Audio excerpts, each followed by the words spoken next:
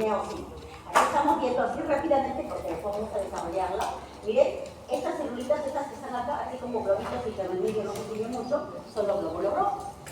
¿Ya? Estas que están acá, un poco más finitas, como el núcleo bastante basófilo, corresponde a los leucocitos. Y vamos a tener 5 tipos de leucocitos, cada uno con características histológicas y funciones diferentes. Y estas pequeñitas que están acá, miren estas de acá, esos corresponden a las plaquetas. Teoría implica ¿qué células? ¿Cuáles son las células de la sangre? A ver, ¿quién me dice entonces? Glóbulos rojos, Glóbulos rojos, glóbulos blancos, plaquetas. Plaquetas no son células. Las plaquetas no son células. Son corpúsculos, pedacitos del citoplasma desprendidos de los trombocitos, ¿okay? de los megacariocitos. Los megacariocitos están en la médula ósea, se desprenden algunos fragmentos de citoplasma y estos corresponden a las plaquetas que salen al torrente sanguíneo. Entonces, ¿cuántos tipos de células hay en la sangre? 2, glóbulos rojos y glóbulos blancos. Las plaquetas no son células. ¿Ok? ¿Son 8 cuartos? Todavía. Ok, ahora sí. La sangre. La sangre es una variedad de tejido conectivo especializado que se caracteriza porque sus células, que vamos a llamarlas glóbulos por la forma redondeada y libre, están sueltas, nadando, flotando en un medio líquido que corresponde al plasma sanguíneo. El volumen normal de sangre en un adulto, hombre, 5 litros. En una mujer, no lo dice, digo, 4.5 litros. Ese es el volumen normal de sangre. ¿Qué pasa? ¿Qué pasa si en forma súbita perdemos el 20% de sangre de ese torrente, de esos 5 litros? Agarro, me hago un corte, me corto la yugular, ya ni siquiera la carótida sino la yugular, y empieza a salir sangre de forma masiva. ¿Qué pasa? Y en 1 minuto, 2 minutos pierdo 20% del volumen sanguíneo, o sea, 1 litro. ¿Qué pasa? Eso le llamamos shock hipovolémico, que pone en riesgo la vida del sujeto. ¿Es emergencia? Es emergencia. ¿Qué es lo que tengo que hacer? Inmediatamente restituir La sangre. No necesariamente, porque a veces no tengo sangre para la transfusión. Restituir fluido, volumen. ¿Por qué? Porque el término es shock hipovolémico, disminución súbita de la volemia. La volemia es el volumen total de lo que corre en sangre, que son elementos sanguíneos con plasma. ¿Ok? Entonces, restituir líquidos. Inmediatamente colocar una vía y colocar líquidos para restituir. No le estoy dando sangre porque eso lo haré cuando llegue al centro hospitalario, pero como emergencia. Por eso ahí radica la importancia de que ustedes estén en el momento oportuno, porque hasta que llega la ambulancia, hasta que llegan al hospital, ¿qué va a pasar? Probablemente puedan fallecer o quedar con serias secuelas neurológicas. Las células sanguíneas que están flotando en este medio líquido llamado plasma, que van a ser los glóbulos, nosotros las vamos a estudiar en un frotis sanguíneo. Ese que la semana pasada en la clase estábamos comentando, ¿no? Frotices. El examen más frecuente se le llama hemograma, el hemograma de Schilling. El hemograma de Schilling es un frotis sanguíneo, en donde con colorantes especiales derivados de Romanowski, que pueden ser Leishman, Piensa, White, vamos a teñir los elementos sanguíneos, los glóbulos rojos, los glóbulos blancos y las plaquetas. ¿No? Aquí vamos a tener un colorante ácido, que es la eosina, con un colorante básico, que ya no es la hematoxilina, es el azul de metileno. Esas, combinando, reaccionan con los componentes celulares y me tiñen una coloración diferente, el glóbulo rojo y los glóbulos blancos. A los glóbulos rojos también le llamamos hematíes o eritrocitos. A los glóbulos blancos, leucocitos. ¿Ya son las 8:15? Sí. Ya. Vamos a ya te paso Petrocitos. ¿Okay? Son las células más numerosas de la sangre. Miren esta cantidad. En el hombre, aproximadamente 5 millones por milímetro cúbico. Miren, ¿cuántos millones hay? 5 millones. En la mujer, de 4.5 a 5 millones por milímetro cúbico. Miren la forma. Miren la forma que tiene. Tiene una forma bicóncava de 7.5 micras de diámetro, ¿no? Miren, como que aplastadito por un lado y aplastadito por el otro lado. Por eso es que cuando miren, se les hace un corte así superficial, la parte central se ve como clara, como si no hubiera. Pero eso es ¿por qué? Porque el corte es acá superficial, ¿no? Y la parte de la hendidura, ¿ok? Entonces, este glóbulo rojo hematílico, el eritrocito, carece de núcleo, aparato de Golgi, intróleo y mitocondrias. Van a contener un núcleo proteico coloidal muy importante llamada hemoglobina. Van a tener una enzima, la anhidrasa carbónica y metahemoglobina. Nosotros vamos a tener valores normales. En el hemograma de Schilling se hace el conteo de glóbulos rojos y glóbulos blancos. Para eso sirve el examen, ¿ya? Cuando nosotros hacemos el conteo y encontramos por encima de la cantidad normal de sangre, le vamos a llamar poliglobúlico. Cuando está por encima de esos 5 millones por milímetro cúbico. En la gente que vive en la altura, ¿no? Por encima de los 1.000, 1.500, 2.000 metros o niveles más, hay un aumento de glóbulos rojos. Pero eso es una poliglobulia fisiológica. ¿Y por qué fisiológica? Porque en mayor altitud disminuye la concentración de oxígeno. Y para compensar fisiológicamente aumentan los glóbulos rojos. ¿Ya? Eso es frecuente en la gente de la sierra. Por eso que son más chapocitos. ¿Los han visto? Más chapos. Eso es una poliglobulia fisiológica. No es enfermedad, es fisiológica para compensar esa pérdida de oxígeno porque se encuentran a mayor metros de atmósfera. Ahora, también podemos tener variaciones en el tamaño. Cuando son muy pequeñitos, eritrocitos, o sea, por encima de los 7.5 micros. Cuando están por encima, macrocitosis. En algunos protices podemos encontrar grandes y pequeños. Y a eso le llamamos anisocitosis. Hay cierto porcentaje de normalidad, pero cuando exceden ese porcentaje de normalidad, ya podemos estar hablando de patologías. ¿Cómo se llama la especialidad médica que estudia solamente la sangre y todas sus patologías? Miren, la clasecita del día, hematología. La clasecita del día, que es de 1 hora 40 minutos, termina siendo toda una gran especialidad médica, llamada hematología. Entonces, mira, no estamos ni siquiera ni siquiera una patita de la, ¿no? Es muy pequeñito lo que vemos el día de hoy. Entonces, el mundo es amplísimo y la patología es mucho más. Las variaciones en la forma de los glóbulos rojos se denomina poiquilocitosis. Entonces, nuevamente, es un fertilizanguíneo, el fondo y las celulitas, los glóbulos rojos. ¿Cuál es la función de los glóbulos rojos? Creo que todos lo saben. Aportar oxígeno. El intercambio, llevar el oxígeno a todo nuestro organismo. ¿Okay? Entonces, aquí, ¿eso es donde se va a llevar a cabo? En la circulación menor. Corre a cabo de las arterias pulmonares. ¿Okay? Entonces, aquí en el pulmón, yo voy a tener una estructura histológica, ¿no? Desde más grandes hasta los más chiquitos, los bronquiolos, y finalmente terminan en los alveolos.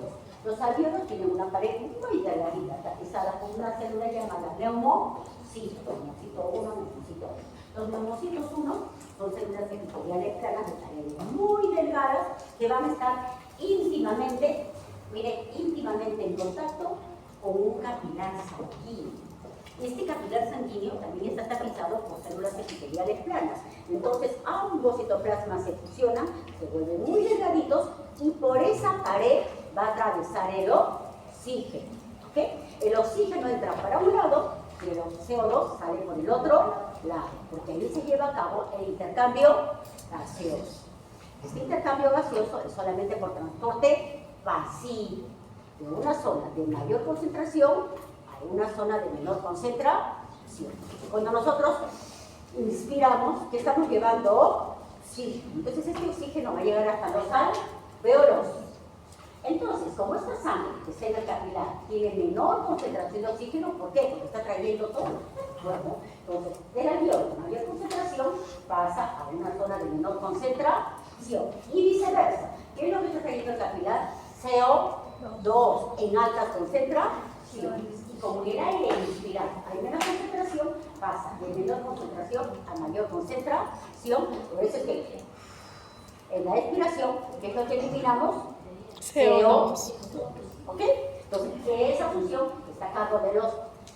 ¿De qué? Neumocito.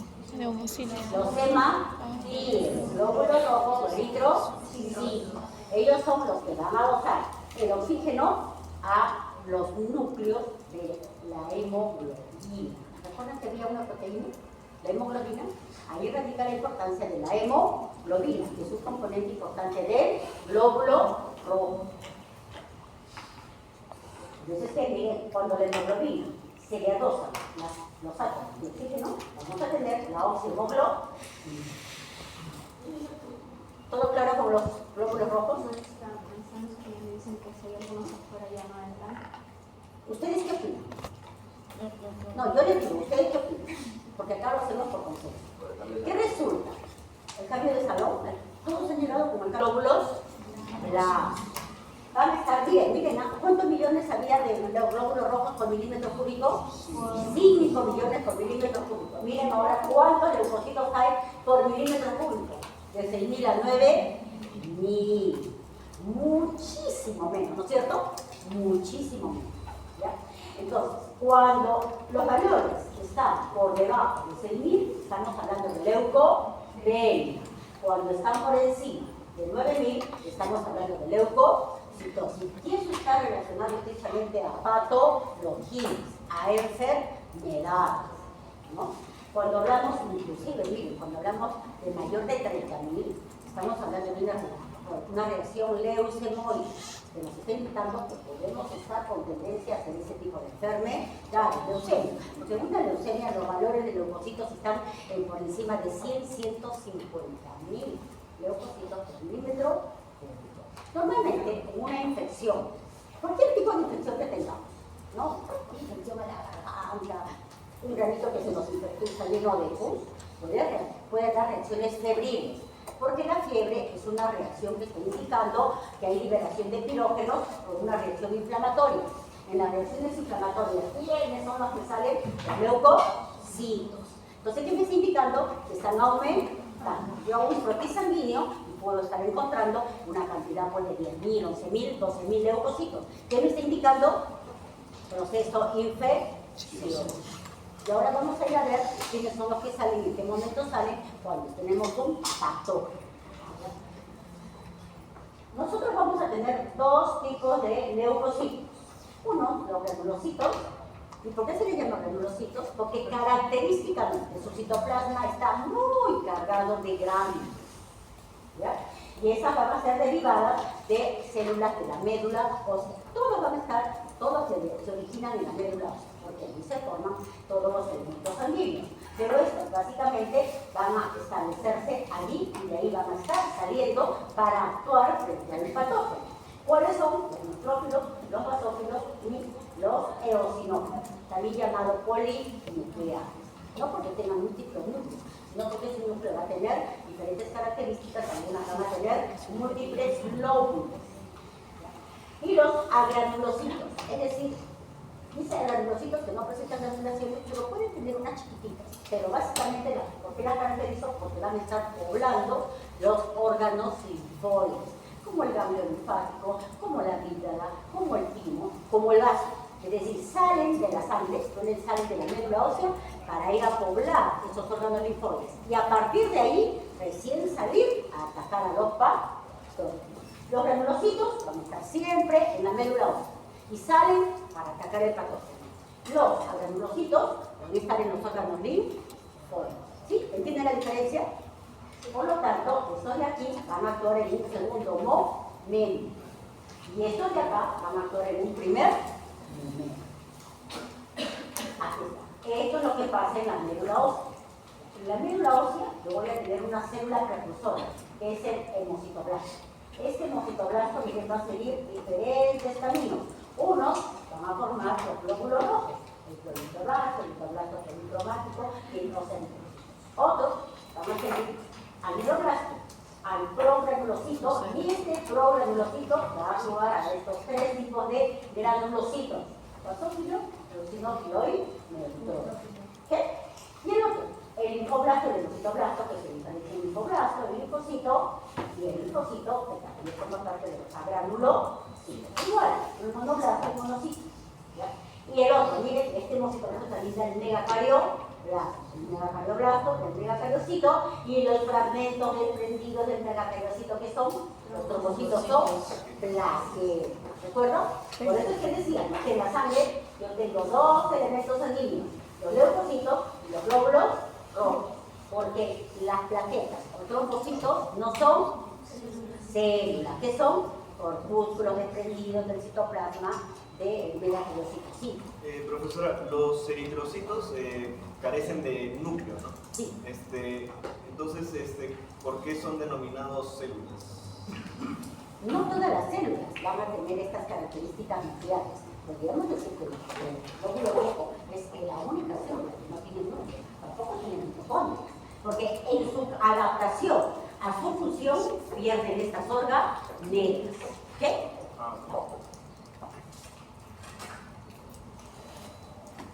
Los neutrófilos. ¿Qué tipo de granulocito, qué tipo de leucocito era? Granulocito. Se va a presentar múltiples gránulos en su citoplasma. ¿Ya? Miren, de 12 a 15 libras de gránulos. ¿Cuál es el porcentaje de leucocitos en sangre? ¿Cuántos leucocitos en sangre había? De 6.000 a 9.000. El 60-65% de esa cantidad van a corresponder a los neutrófilos. Entonces es muy predominante, muy abundante. La mayoría de los neutrófilos que están en sangre circulante van a ser adultos maduros. El núcleo es polilobulado. Miren, aquí está.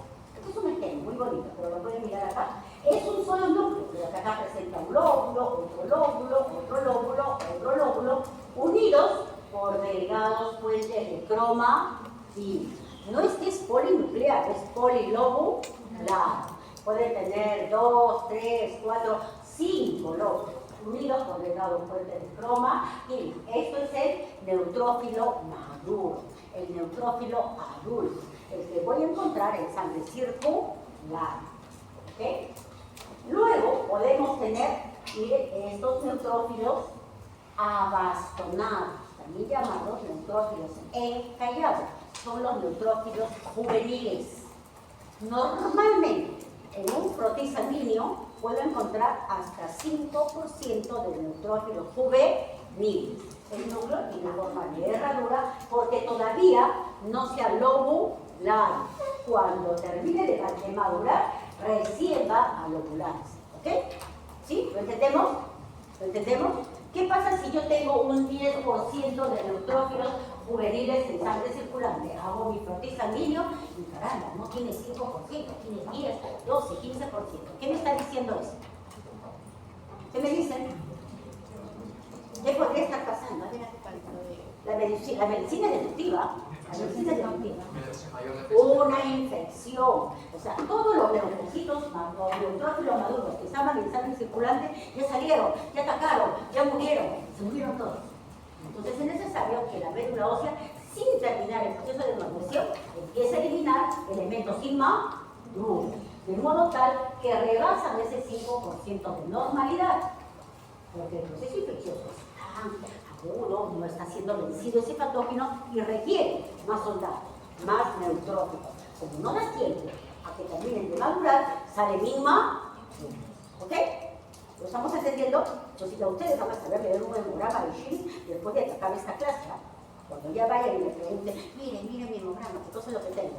No se asusten, ustedes ven los valores, porque ya sabemos los valores y ustedes pueden estar hablando de cierto tipo de enfermedad. ¿Sí? Este neutrófilo en las mujeres, vamos a, esto lo hicieron en su práctica de biología, ¿de acuerdo? Lo que estábamos viendo, el cromosoma sexual. Va a tener un pequeño apéndice nuclear llamado cromosoma sexual. ¿Qué coloraciones eran las que tenían los glóbulos blancos?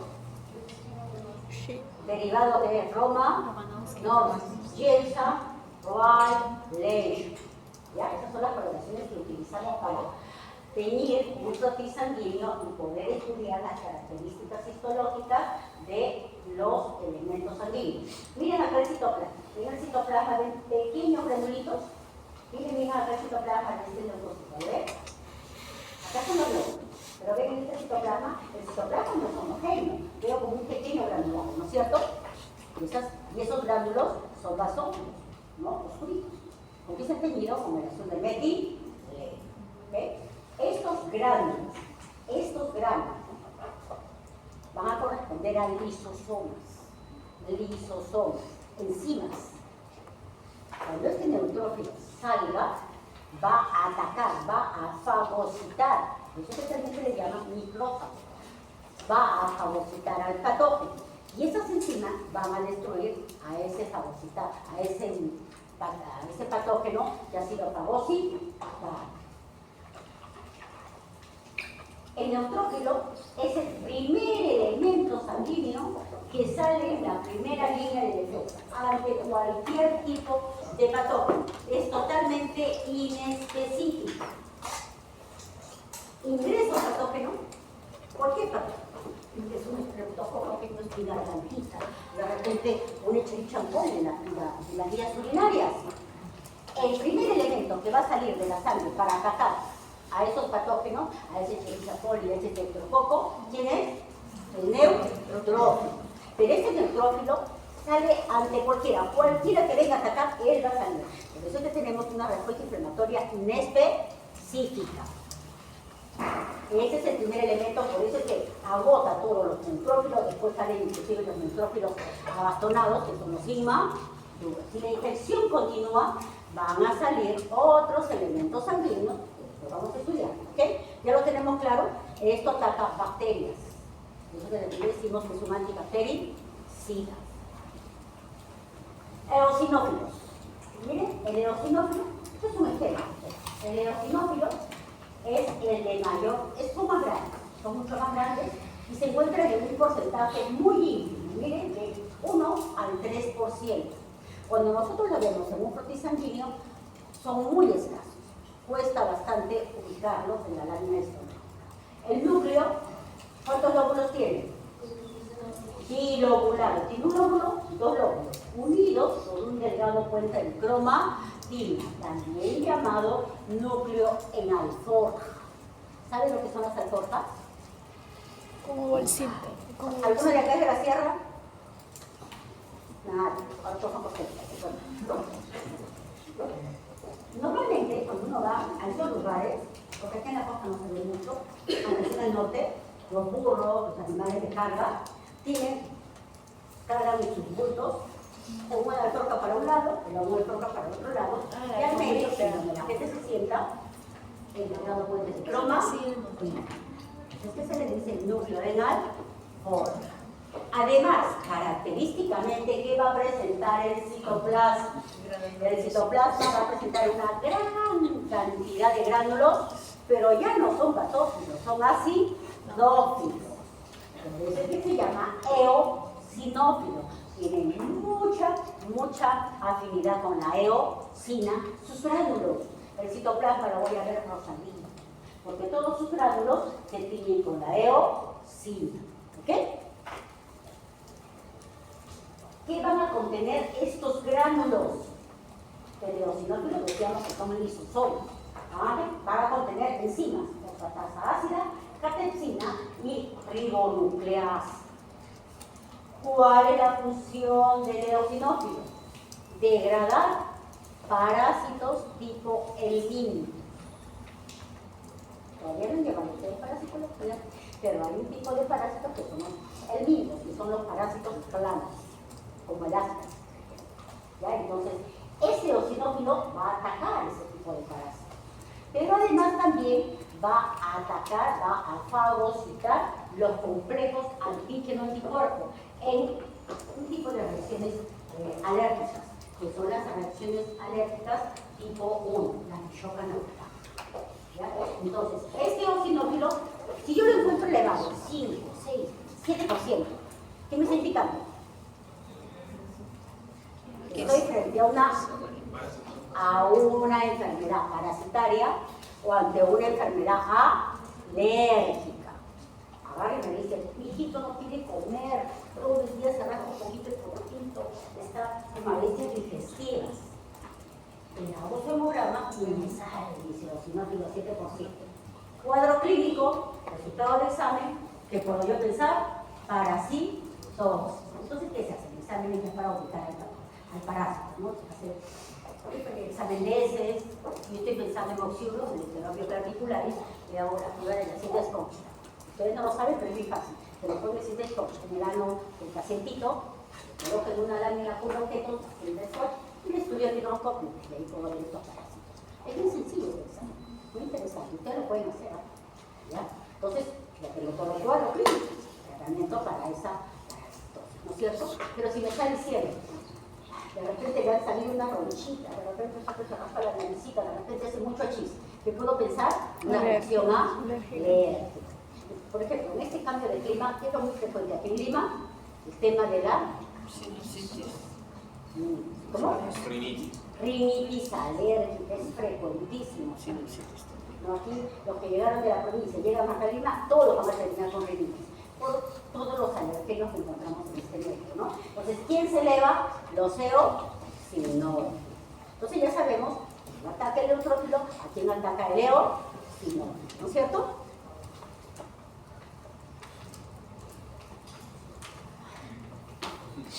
Acá, miren, así lo vamos a ver en el... Qué bonito, mira, son tal cual lo vamos a ver. Están viendo, miren, un lóbulo, dos lóbulos y acá un delicado puente de cromatina. Miren la cantidad de gránulos en el citoplasma del eosinófilo. Gránulos abundantes, ¿de qué color? Rojo. ¿Por qué está tiñéndose con la EO? Sí, no. Por eso es que se llama eosinófilo. ¿No es cierto? ¿Sí? ¿Qué porcentaje de sangre? 1 al 3%. Basófilo. El basófilo es mucho más escaso. Miren, miren.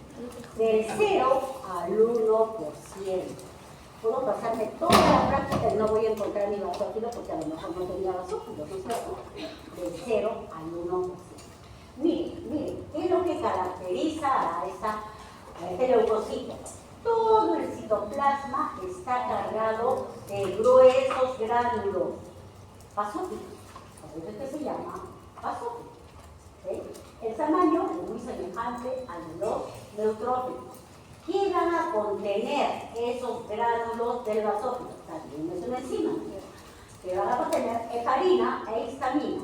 La heparina es un vasodilatador, ¿no? Y nos aumenta la permeabilidad de los pequeños vasos sanguíneos, los capilares, promoviendo la sudoración de líquido a los tejidos, que va a caracterizar un proceso inflamatorio. El proceso inflamatorio tiene varias fases. La primera es la tumefacción, que es por edema, por la salida de este transudado hacia el intersticio, fuera de la célula. Entonces, cuando yo veo un proceso inflamatorio, por ejemplo, el pie, ¿qué es lo primero que veo? Que se hincha un poquito, se pone rojo y se pone caliente, ¿no es cierto? Ese es un proceso inflamatorio. Ahí se está produciendo una lucha entre los elementos sanguíneos y los patógenos. Lo mismo pasa cuando yo tengo una infección. Lo mismo pasa cuando hay cualquier proceso infeccioso en donde haya una lucha entre los leucocitos y los patógenos. Siempre se genera una reacción inflamatoria. Entonces, estos granulitos que contienen los basófilos en todo el citoplasma, así lo ven, así lo vamos a ver, ni siquiera se ve el núcleo, porque todo el núcleo está enmascarado por esta gran cantidad de gruesos gránulos. No son gránulos pequeñitos, son gruesos, muy gruesos. ¿Todos conocen a la mora? ¿Alguien conoce la mora? ¿Ese fruto? Exactamente igual lo vamos a ver, todo cargado, lleno de gránulos por todas las células. Entonces, ¿cuál es la función de este basófilo? Atacar también los complejos antígenos anticuerpos, pero donde media una inmunoglobulina. La inmunoglobulina ¿ya? ¿Qué son las inmunoglobulinas? Las inmunoglobulinas son anticuerpos infectados por una célula, una persona, que van a tener una determinada acción. Hay 5 tipos. Una determinada acción frente a una determinada circunstancia, frente a una determinada patógeno. No les voy a ampliar más porque ese es motivo de otra clase. ¿Ya? Entonces, una de ellas es la inmunoglobulina E, que está estrechamente relacionada con la acción de los basófilos. El basófilo sale cuando actúa la inmunoglobulina E. y la inmunoglobulina E está reaccionando de un determinado. ¿Ok? ¿Qué tipo de reacción alérgica me está produciendo la flor de la inmunoglobulina E?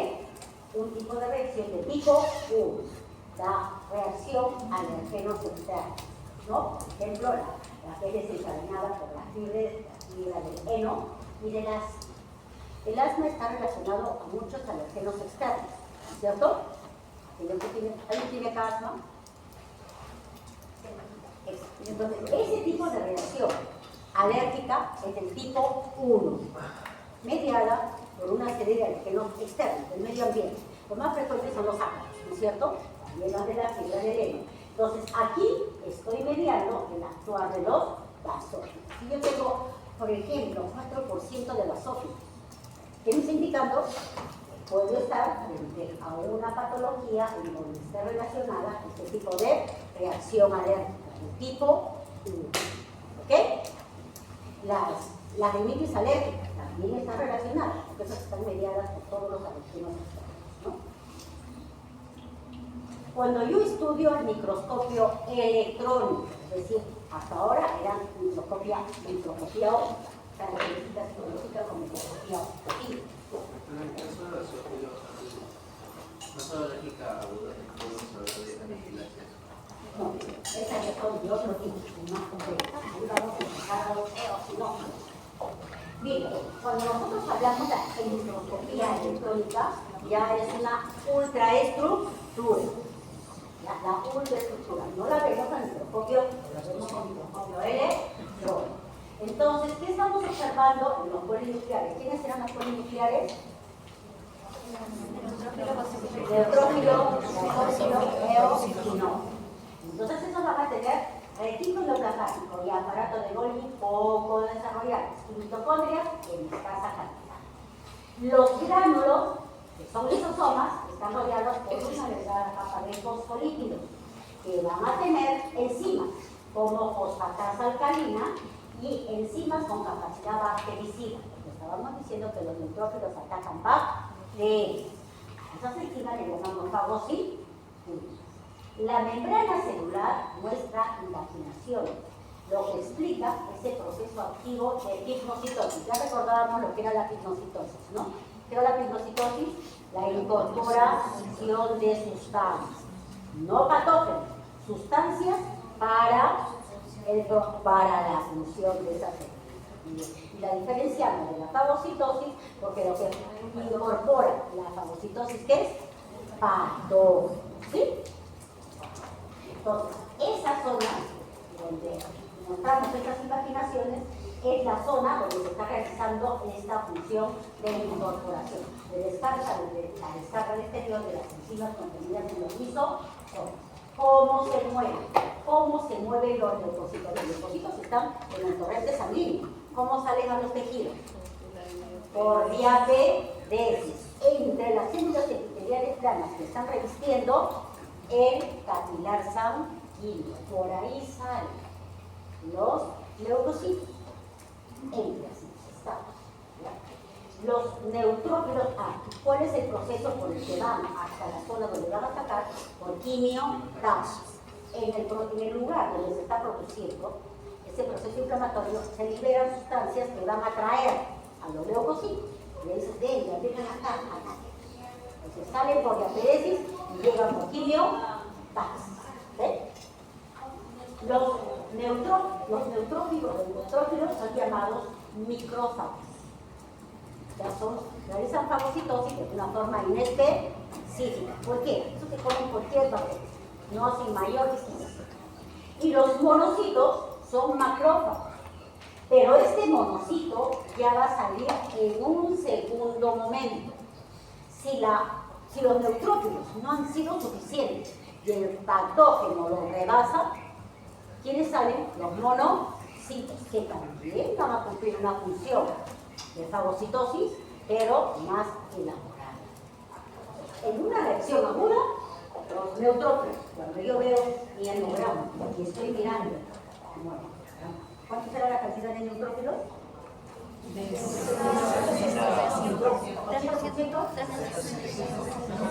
Yo veo 80%. Leucocitosis con neutrofilia, porque estamos aumentando los neutrófilos, ¿no es cierto? Pero si yo agarro y ya veo si hay leucocitosis, están en 12.000 leucocitos, pero yo agarro y estoy mirando que mis neutrófilos ya están normales, pero veo mis monocitos elevados. ¿Cuál era la cantidad? Ahora todavía no hemos visto monocitos. Cuando yo veo una cantidad de 15, 18% de monocitos que están por encima, estoy pensando entonces que los monocitos están ya rebasando. ¿Este proceso es agudo, subagudo o crónico? Subagudo o crónico, pero ya no es agudo. Los neutrófilos solamente están en la fase aguda. En segundo momento, los monocitos. ¿Ok? ¿Sí? Cuando se produce una reacción inflamatoria en una zona determinada, en esa lucha entre leucocitos y el tejido infectado, van a morir leucocitos y van a morir células del tejido infectado. Ese detritus es lo que va a conformar la pus. ¿Alguien ha visto pus en algún momento? ¿Sí? La pus está indicando que hay un proceso infeccioso activo en donde hay una gran lucha interna entre los leucocitos y las bacterias. ¿Ok? Entonces, cuando yo tengo un proceso de ese tipo, ¿qué es lo que tengo que hacer? Eliminar la pus, limpiar. Por eso, cuando yo tengo una herida, no hago nada tomando el antibiótico si es que no limpio la herida, si es que no boto toda esa pus. Entonces, siempre debilitamos. Igual sucede cuando tenemos un proceso interno. Cuando nosotros tenemos, por ejemplo, una apendicitis que se infectó y hay una peritonitis, ¿qué es eso? Una infección de toda la cavidad abdominal. ¿No es cierto? ¿Qué es lo que tengo que hacer? Abrir y lavar, botar toda la pus. Porque mientras eso esté ahí, sigue el proceso de infección. Por mucho antibiótico que le demos, si es que no debilitamos y botamos la pus, va a continuar el proceso de infección. Linfocitos. Los linfocitos y los monocitos decíamos que son células que están poblando los órganos linfóides. Si bien es cierto que originan en la médula ósea, salen por el torrente sanguíneo para formar parte de la población celular de los órganos linfóides. ¿Cuáles son? Órgano linfático, vaso, timo, anillo. ¿Okay? Los linfocitos normalmente vamos a tenerlas en una cantidad de 25 a 30% de los linfocitos circulares.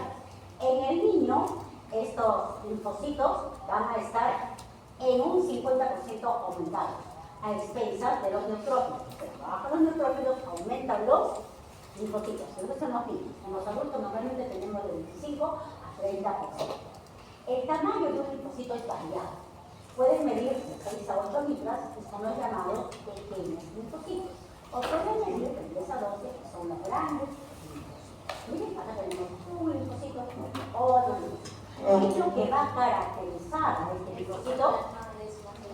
Un gran núcleo. Mire, este es el núcleo.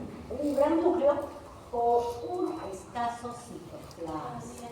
El citoplasma es muy escaso. De modo tal que los pequeños linfocitos casi no ven el citoplasma.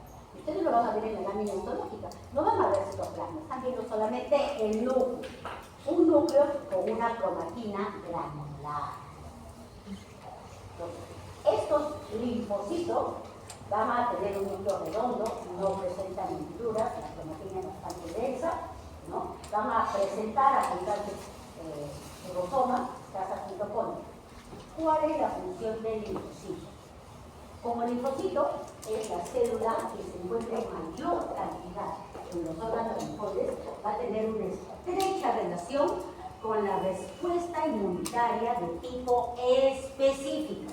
Hasta ahora hemos visto que todas son inespecíficas o la misma patógena. Este linfocito va a dar dos tipos de respuesta. La respuesta humoral y la respuesta a cargo de las inmunoglobulinas y la respuesta celular, pero de tipo específica. Va a tener todo un proceso de elaboración para atacar determinados patógenos. Ya no como cualquiera, sino específico. Pero eso es que este linfocito está poblando en gran proporción los órganos linfóides. El linfocito B a cargo de la respuesta inmunitaria humoral. Es la que va a formar primero la célula plasmática y después las inmunoglobulinas.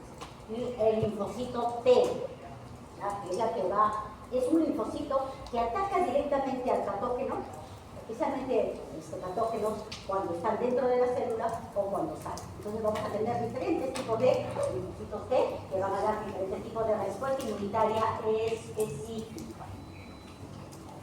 Los monocitos. Miren, este es el monocito. ¿Qué caracteriza este núcleo? ¿Cómo lo vemos? Como un fresco. Tiene una escotadura, ¿no? Esto es característico del monocito. Que presenta un núcleo abriño, nada, con una escotadura. Y miren la cromatina. Es compacta, no es una cromatina plástica, ¿no? Con gránulos gruesos. Un citoplasma bastante. ¿Ya? ¿Cuál es el porcentaje de monocito? Del 5 al 8%. El aparato de Golgi es bastante desarrollado, estas mitocondrias. Son células que van a tener una gran capacidad de fagocitosis. Cuando salen al intersticio celular y se introducen al tejido, van a convertirse en histiocitos, que es el macrófago tisular. Entonces, la función del monocito es una función ya en un segundo momento. Decíamos que sale después del actuar del el neutrófilo, micrófago, el monocito, macrófago. También llamado histiocito cuando ya está en el tejido, está infiltrando el tejido y actúa a ese.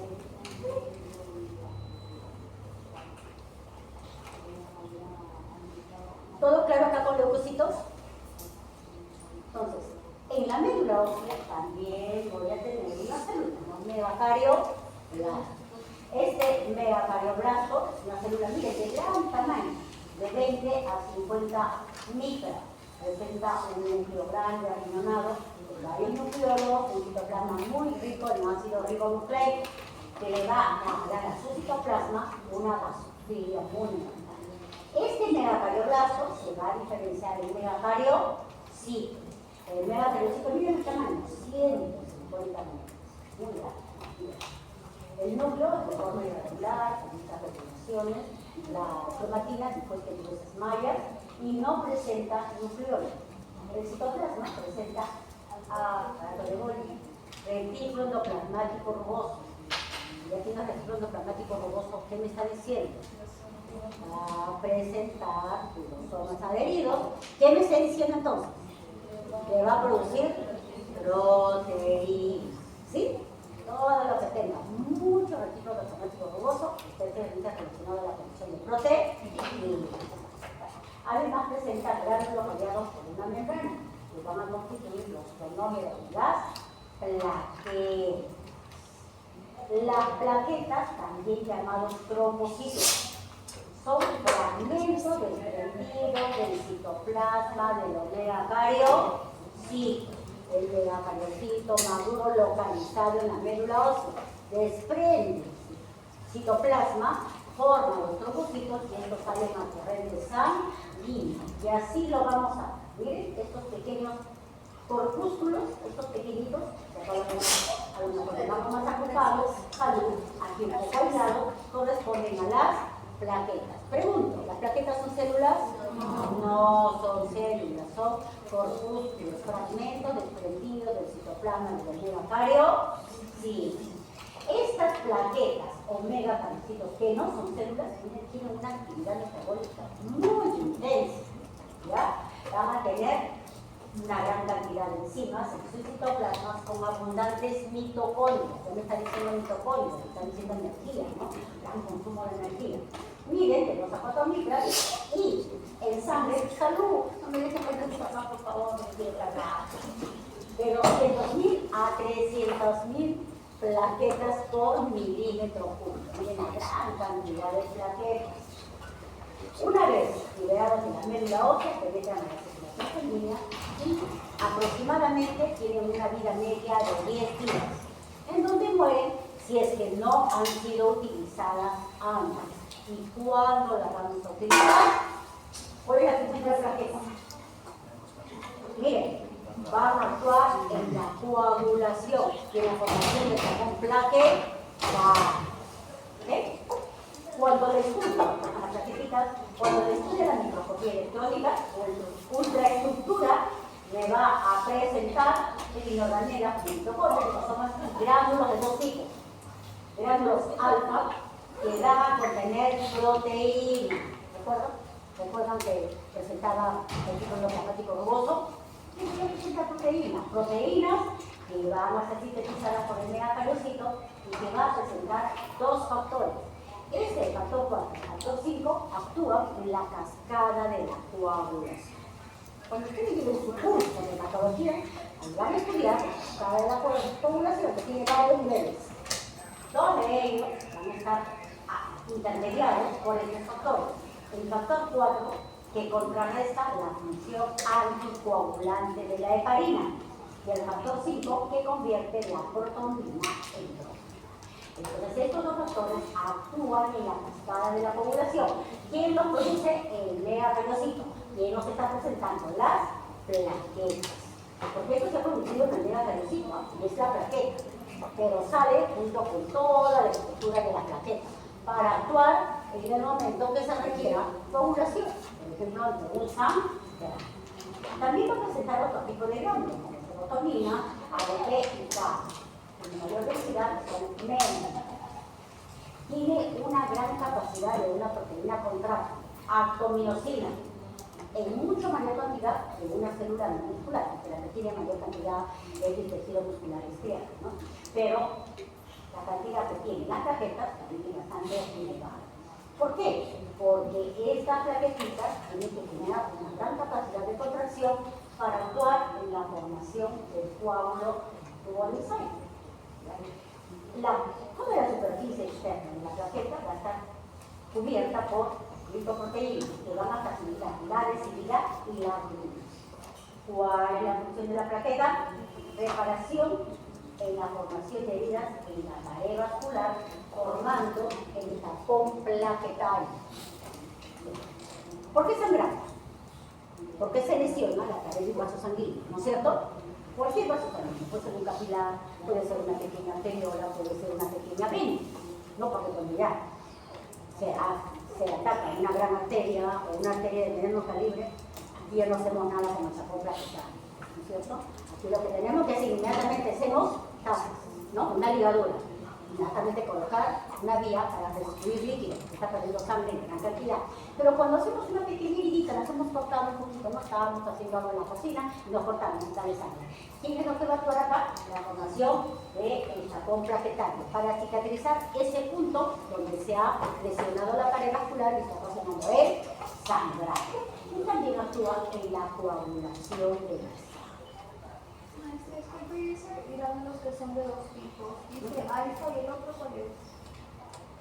Los otros son inespecíficos, no tienen mayor función, por eso es que no las mencionamos. Solo alfa. Así es, esas son las que están cumpliendo funciones determinadas a toda la función de la plaqueta. Esta coagulación de la sangre no solamente es la que estamos viendo en la reparación de las heridas. Normalmente nosotros tenemos factores de coagulación que van a garantizar que ante cualquier proceso de sangrado, no solamente de heridas, inmediatamente se activa la cascada de la coagulación y se evita el sangrado masivo. Por eso es que antes de una intervención quirúrgica se tienen que hacer pruebas de sangre para ver cómo están los factores de la coagulación. Si es que están alterados, a lo mejor no tenemos en cantidad suficiente plaquetas. Las plaquetas a lo mejor están. ¿Cuál es el valor normal de plaquetas? ¿Cuánto? ¿Cuánto? ¿Cuánto? Pero hay un rango. ¿Ya? Pero si de repente yo encuentro 50.000, ¿podré que sacar esta atención que no va a dar? ¿Podré? ¿Cierto? Porque hay un alto índice de que a lo mejor lo estoy realizando. Cuando uno hace una intervención quirúrgica, va cortando capas. Cada capa está sangrando, porque en todas las capas hay vasos sanguíneos. Pero inmediatamente lo voy cauterizando y eso inmediatamente empieza a disminuir disminuir el sangrado porque están actuando sus factores de coagulación, porque las cantidades de plaquetas están en cantidades normales. Pero si yo tengo cantidades muy escasas, ¿puedo garantizar que eso pase? Entonces no se indica la intervención quirúrgica hasta investigar por qué sus plaquetas están tan bajas. A lo mejor tiene alguna patología que esté afectando la cantidad de plaquetas. ¿Ok?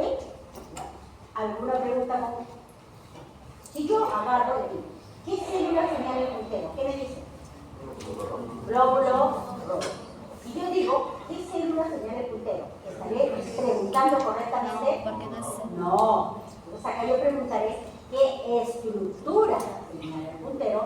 Porque la plaqueta no es una célula, es una estructura. ¿Ok? Entonces, ¿cuántos elementos sanguíneos hay en la sangre? ¿Cuáles son? Glóbulo rojo, glóbulo blanco. ¿Cuántos tipos de glóbulos blancos hay?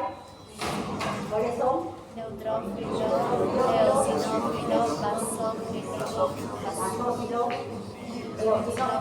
¿Y los tres son de tipo gránulo? Sí. ¿Y los agranulocíticos cuáles son? Monocitos y monocitos. Cada uno con un porcentaje sanguíneo, cada uno con una función determinada y con características citológicas que me permiten diferenciarla una de otra, ¿no es cierto? ¿Sí? Y eso vamos a hacerlo en las prácticas de la próxima semana. Entonces, el día de hoy, en la teoría, ya todo puede leer un hemograma, ¿no es cierto? ¿Sí? ¿Sí? Y no les sorprenda que en el examen vean, porque ustedes ya pueden leer algunos. Sabemos valores normales y sabemos cómo se están alterando de forma que la cultura puede, ¿no es cierto? En el conversatorio, la actividad integradora, probablemente veamos un caso, porque es importante que ustedes ya vean. Probablemente no de diagnóstico, pero pueden orientar con respecto a los resultados que hemos dado, ¿no es cierto? Decíamos que estos elementos formes, tanto celulares como corpusculares, las plaquetas, están flotando en un medio líquido denominado plasma, el plasma sanguíneo. Es el medio líquido donde están flotando todos los elementos sanguíneos. ¿Okay? Va a presentar un pH alcalino.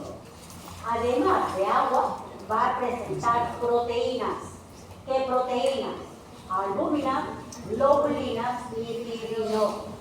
El plasma es el medio de conducción a través del cual va a llevar todos estos componentes hasta el órgano, hasta el tejido donde son requeridos. ¿Okay? A través del plasma también se transportan las hormonas.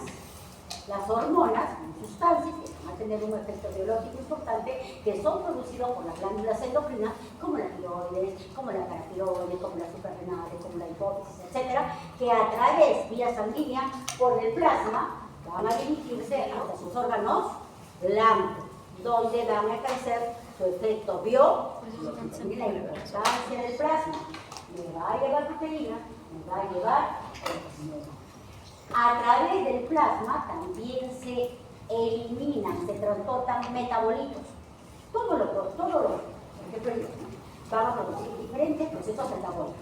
En los procesos metabólicos van a haber sustancias que va a necesitar nuestro cuerpo, pero también van a salir metabolitos tóxicos, que no las voy a requerir y que las tengo que eliminar. Como por ejemplo las proteínas, la urea, el amoníaco, que por vía plasma salen y llegan hasta los riñones para ser eliminados en la orina. Y lo mismo pasa en el hígado. El hígado es un órgano detoxificante, que también va a realizar una serie de procesos metabólicos. Y todo aquello que no resulta útil para el organismo, la va a eliminar vía plasma. Entonces, el plasma es el medio líquido que, además de permitir, ¿no?, que ahí se encuentren todos los elementos sanguíneos, permite el transporte de diferentes tipos de sustancias. ¿Ok? ¿Todo claro? ¿Qué pH tiene?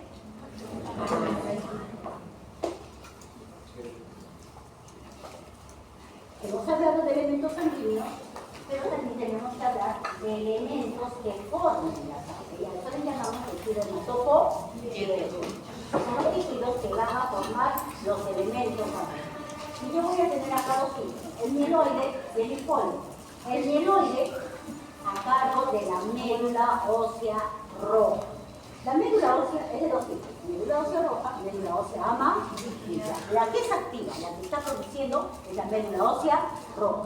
La médula ósea amarilla es como de reserva. En algún momento, si el caso lo requiere, va a transformarse en médula ósea roja. Pero normalmente en la médula ósea roja. ¿Dónde voy a encontrar la médula ósea roja? La voy a encontrar en las endillas del hueso esponjoso. Es un hueso largo, donde voy a encontrar el hueso esponjoso a nivel de las endillas, los extremos. También lo encuentro en los huesos planos. Allí lo voy a encontrar la médula ósea roja. En el canal medular voy a encontrar la médula ósea amarilla. El tejido hematopoyético linfoide. ¿Dónde lo voy a encontrar? En los órganos linfoides. Y va a encargarse de la formación, especialmente de los linfocitos. Esos linfocitos que luego se van a diferenciar en el linfocito B y el linfocito T. ¿Qué función tenía el linfocito? Respuesta inmunitaria específica. ¿Qué quiere decir eso? Que es una respuesta elaborada. La médula ósea roja en los niños se encuentra en el canal medular de todos los huesos largos, pero a partir de los 6 u 8 años de edad, esta médula ósea roja se convierte en médula ósea amarilla. ¿Dónde voy a encontrar médula ósea roja? Entonces, solamente en el hueso esponjoso. En conjunto, la médula ósea roja va a pesar de 1.5 a 3.5 kilogramos. Podemos sacar toda la médula roja de la mesa, va a pesar. La transformación de una a otra no es irreversible. En algunas situaciones extremas, la médula ósea amarilla puede convertirse en médula ósea roja. Estos elementos que se encuentran en la médula ósea van a estar formando pequeños grupos celulares, en donde voy a tener todos los precursores de la serie roja, todos los precursores de la serie blanca y todos los precursores de la serie megacariocítica, formando pequeños cordoncitos que están dispuestos en una malla de fibra de reticulina. ¿Y qué es eso, doctora? El primo tejido conectivo, ahí lo vamos a ver. Es como las hojitas de un árbol. Las hojas están sueltas, no es cierto, están en pequeñas ramitas. Esas pequeñas ramitas en los troncos de los árboles. Exactamente sucede así. En mi médula ósea yo tengo mis celulitas que son las hojitas, pero que no están flotando ahí, están dispuestas en una malla de fibra de reticulina. ¿Entiende? ¿Sí? Y eso le va a brindar estabilidad a este tejido mieloide, a esta médula ósea. La médula ósea amarilla ya no va a presentar muchas células de la serie roja, ni de la serie blanca, ni de la megacariocítica. Básicamente va a presentar tejido adiposo, que en algún momento puede convertirse en médula ósea roja. Si el caso, así lo vemos. Aquí tenemos, miren, este es un corte de tejido óseo esponjoso. Estas son las estípulas óseas, que son el tejido óseo, que forman pequeñas cavidades. En estas cavidades, lo estoy diciendo, y médula ósea roja. Mira, estos grupitos de células, esta es la médula ósea roja. Estas son células adiposas. En estos cordones celulares, ahí voy a encontrar celulitas precursoras. Serie roja, de la serie blanca y de la serie megacariocítica.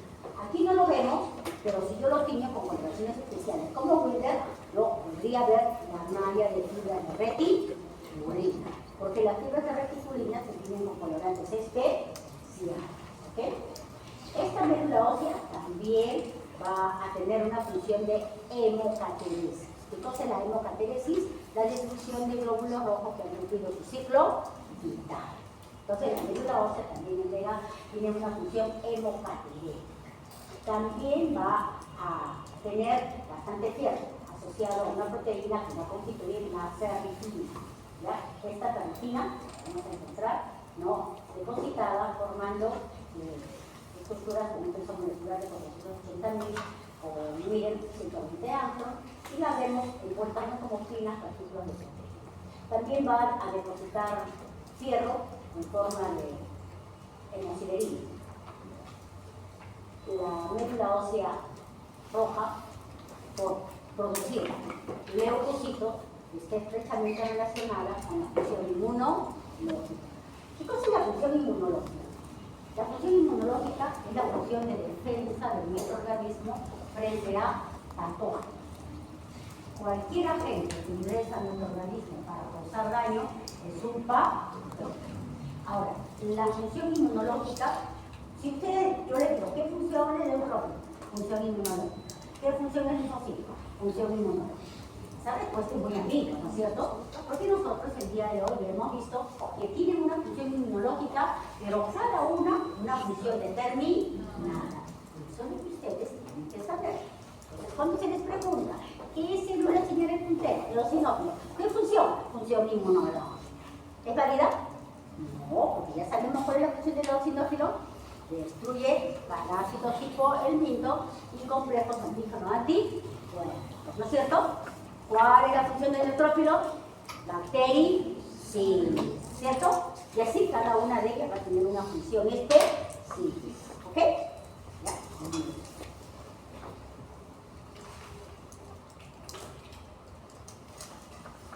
¿Qué cosa es la anemia? Disminución de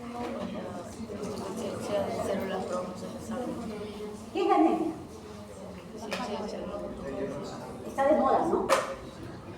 Sí, hay todo un programa del Ministerio de Salud que lucha contra la anemia, especialmente en las zonas muy alejadas, donde se ha demostrado que la población infantil tiene un alto índice de anemia. ¿Qué es la anemia? Es una patología que afecta glóbulos rojos o blancos. Rojos. ¿Qué hace? Disminuye la cantidad de glóbulos rojos. La anemia es multifactorial y tiene múltiples formas y tipos. La más común, por la falta de ingesta de fierro, es la anemia ferropénica, que es la que va a atacar a los niñitos. ¿Cuál es el problema de que haya anemia? Ya, pues, o sea, ya conocido mucho glóbulo rojo. ¿Cuál es la función del glóbulo rojo? Transporte de oxígeno. Si yo tengo niñitos de 2, 3, 4, 5 años que están en pleno desarrollo todavía de todo su sistema neurológico, ¿qué le va a pasar a sus pobres cerebritos? ¿Va a estar oxigenado? ¿Va a desarrollar adecuadamente? No. ¿Va a aprender bien? No. ¿Por qué? Porque su captación de oxígeno está bastante disminuida. ¿Ok? ¿Ya? Entonces, la anemia termina siendo en nuestro medio una enfermedad, la anemia ferropénica, bastante común y está relacionada a la poca ingesta de dieta, en la dieta ¿de qué? De fierro. ¿Qué alimentos son ricos en fierro? El pescado. Las hojas verdes, todas las hojas verdes. Espinaca, acelga. ¿Ah? Eso no es hoja verde, primero estamos en los vegetales, pues. Ahorita no estamos en el vaso. Ahora, ¿no? Algunos saben, ¿por qué el vaso? Porque el vaso tiene un gran depósito de sangre. El vaso es una esponja de sangre. Porque el vaso filtra sangre. Entonces, como tiene mucho elemento sanguíneo, tiene muchos glóbulos rojos, ¿qué es lo que tienen los glóbulos rojos? Fierro. En su composición de la hemoglobina va a tener átomos de fierro. Entonces, es una gran fuente de fierro. Por eso es que no comemos el vaso de la vaquita, ¿no es cierto? Para elevar los niveles de hemoglobina. ¿Qué más? ¿Dónde más se encuentra? En las lentejas, ¿cierto? En la lenteja. Entonces, el tema de la lucha contra la anemia ferropénica es básicamente un tema de dieta.